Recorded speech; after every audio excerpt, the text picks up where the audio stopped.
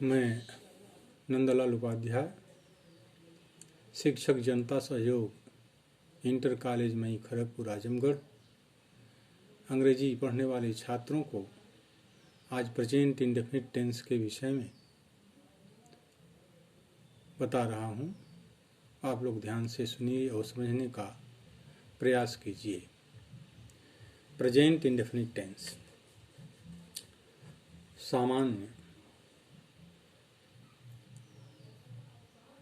रूप से वर्तमान काल का प्रयोग किसी आदत वाले कार्य को बताने के लिए, वर्तमान किसी घटना को प्रकट करने के लिए, किसी सामान्य सत्य को प्रकट करने के लिए अथवा भविष्य में होने वाले कार्य को प्रकट करने के लिए किया जाता है।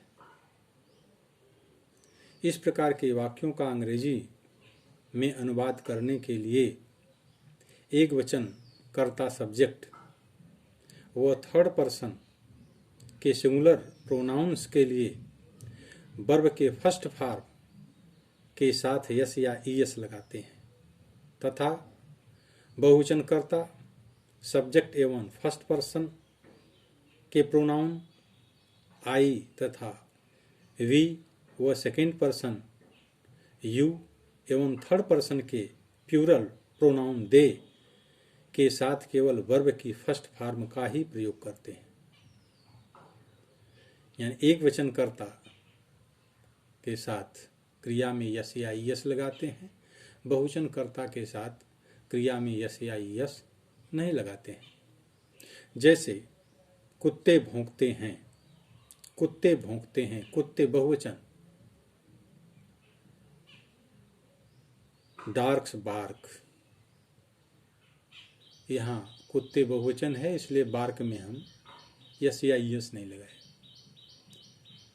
चिड़ियाँ उड़ती हैं, बर्ड्स फ्लाई, आदत है, चिड़ियों को उड़ने की आदत है, चिड़ियाँ बहुवचन।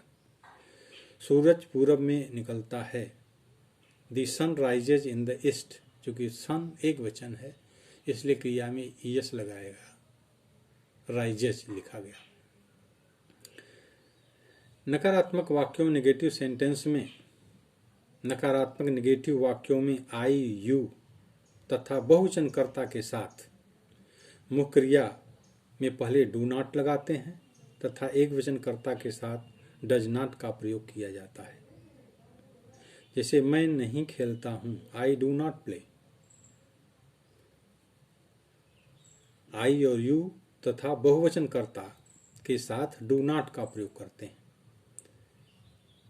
तुम नहीं खेलते हो, you do not go. You तुम नहीं जाते हो, यू डू नॉट गो। वे नहीं गाते हैं, दे डू नॉट सिंग। चिड़ियाँ आकाश में नहीं उड़ती हैं, birds do not fly in the sky.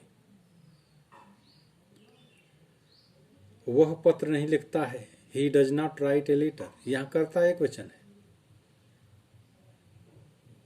एक वचन कर्ता के साथ। राम झूठ नहीं बोलता है, Ram does not tell a lie. Ram कर्ता एक वचन का है।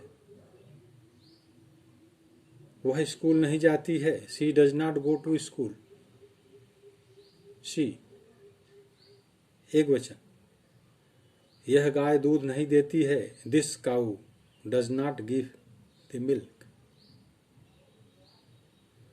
तो यहाँ एक वचन कर्ता के साथ क्रिया में यस या ईएस लगाया जाता है, बहुवचन कर्ता के साथ क्रिया में यस या ईएस नहीं लगाया जाता है।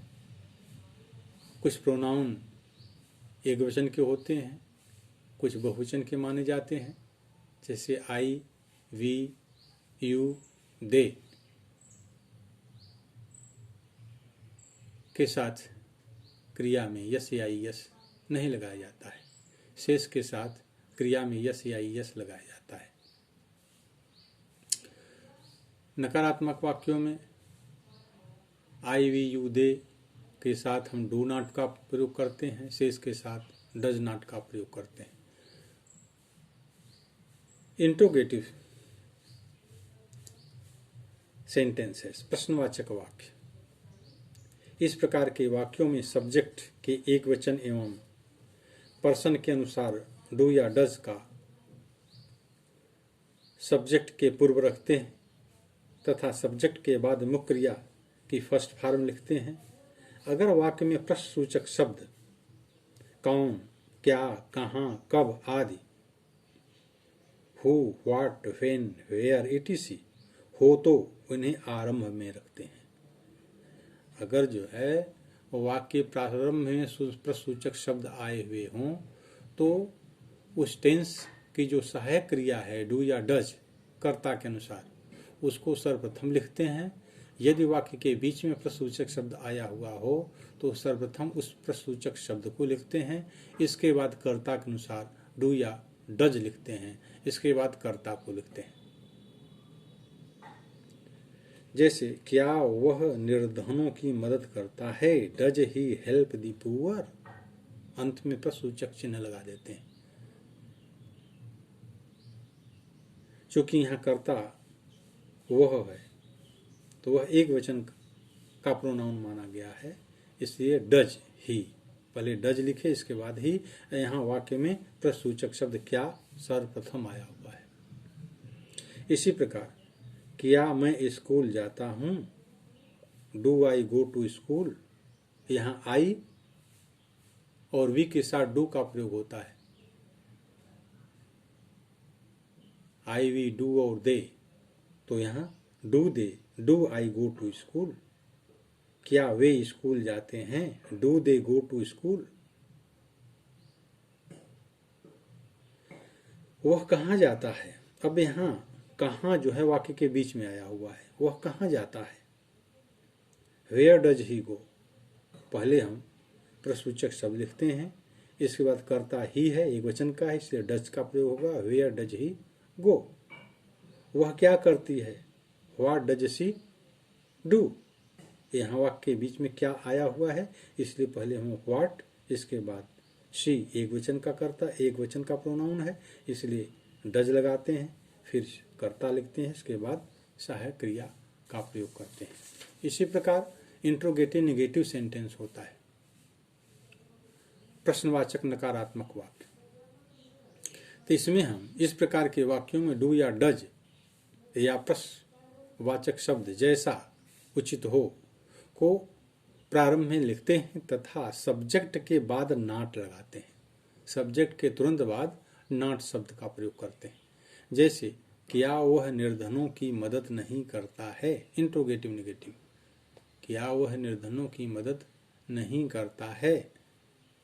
Does he not help the poor, यहाँ ही कर्ता के तुरंत बाद नॉट लगाया गया।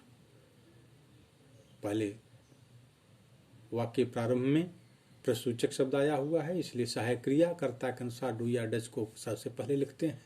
तो यहाँ ही है, ही के अनुसार डज हो जाएगा, इसके बाद तुरंत कर्ता ही, इसके बाद नॉट, फिर क्रिया। Does he not help the poor, प्रश्नसूचक चिन्ह इसमें लगाना बहुत नितांत आवश्यक है। क्या मैं स्कूल नहीं जाता हूँ, अब यहाँ आई है, आई के अनुसार do, do I not go to school, do I not go to school. क्या वे नहीं दौड़ते हैं, do they not run, they के अनुसार डू हो जाएगा, डू दे नॉट रन। वह कहाँ नहीं जाता है, where does he not go, where does he not go. क्या वह स्कूल नहीं जाता है, does he not go to school. इस प्रकार से हम आज प्रेजेंट इंडेफिनिट टेंस में अफर्मेटिव, नेगेटिव, इंट्रोगेटिव और इंट्रोगेटिव नेगेटिव के विषय में हम लोग अध्ययन किए। आज यहीं तक, दूसरे दिन अगला टेंस बताया जाएगा। Thank you.